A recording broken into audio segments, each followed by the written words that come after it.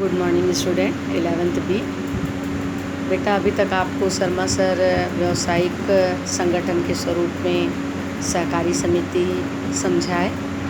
आज से मैं आपको उसी के आगे कंपनी समझाने जा रही हूँ। आज का जो मेरा क्लास रहेगा उसमें मैं 2 प्रश्न समझाने जा रही हूँ। एक है कंपनी किसे कहते हैं, उसके बाद आप कंपनी की परिभाषा बुक से करेंगे और इसके बाद कंपनी की विशेषताएं क्या है। तो वास्तव में कंपनी क्या है? कंपनी शब्द की उत्पत्ति लैटिन भाषा के शब्द कम धन पैनी से हुआ है। कम का अर्थ होता है साथ साथ और पैनी का अर्थ होता है रोटी कमाना। इस तरीके से कंपनी का शाब्दिक अर्थ होता है मिलजुल कर साथ साथ रोटी कमाना। प्रारंभ में कंपनी से आशय 2 या 2 से अधिक व्यक्ति एक टेबल पर बैठकर साथ साथ भोजन करते थे और व्यवसाय की बातें करते थे, तो उसी से उन्होंने कंपनी का नाम दिया, उसी को उन्होंने कंपनी का नाम दिया। वास्तव में यदि हम सही तरीके से कंपनी का आशय यदि देखते हैं तो कंपनी जो है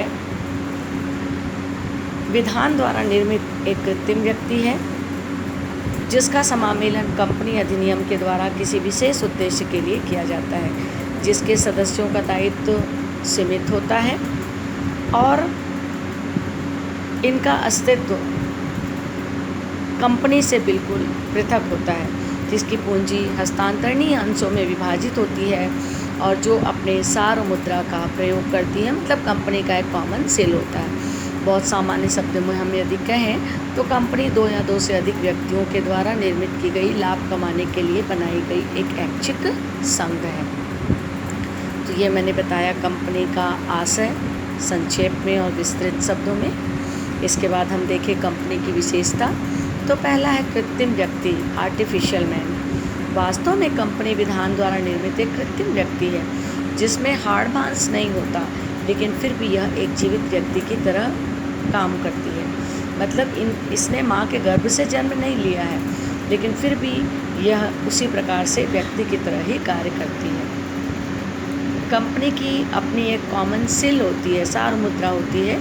इसके माध्यम से वो किसी से भी अनुबंध स्थापित कर सकती है। जैसे कि हमने भारत माता को नहीं देखा लेकिन फिर भी उसके अस्तित्व को स्वीकार करते हैं, तो वैसे ही कंपनी भी वास्तव में विधान द्वारा निर्मित एक कृत्रिम व्यक्ति माना गया है। दूसरा है पृथक वैधानिक अस्तित्व। कंपनी का अस्तित्व उसके अंशधारियों से बिल्कुल अलग होता है। कंपनी के अंशधारी स्वेच्छा से अपने अंशों का हस्तांतरण कर सकते हैं। कंपनी की अपनी संपत्ति होती है जिस पर अंशधारियों का कोई अधिकार नहीं होता। कंपनी अपनी ओर से किसी से भी अनुबंध स्थापित कर सकती है, संपत्ति खरीद सकती है और बेच सकती है।